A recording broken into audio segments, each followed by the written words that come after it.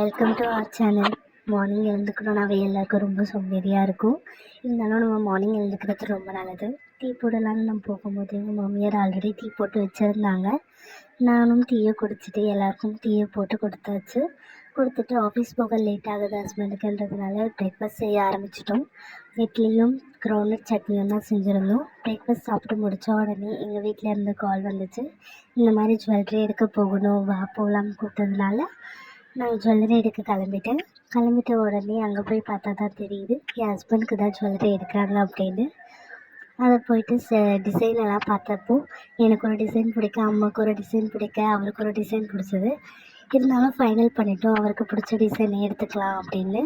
அவருக்கு அந்த டிசைன் பிடிச்சதுனால அதையே எடுத்துட்டோம். பில் பே பண்ணிவிட்டு திரும்ப பஸ்ஸில் ட்ராவல் பண்ணி வந்தாச்சு. வீட்டுக்கு வந்த உடனே ஆல்ரெடி எங்கள் மாமியார் ஃபிஷ் குழம்பு செய்யணும்னு மார்னிங்கே சொல்லிட்டாங்க. அதுக்கான ரெசிபியை நான் எல்லாத்தையும் கட் பண்ணி கொடுத்துட்டேன். அவங்க செய்ய ஆரம்பிச்சிட்டாங்க. அதோட லிங்க் வந்து நான் பயோவில் கொடுத்துருக்கேன், செக் பண்ணி பாருங்கள்.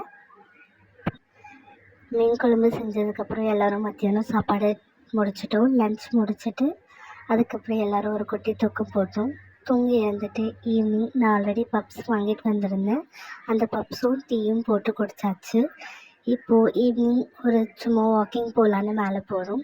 அவ்வளோதான் டுடே vlog.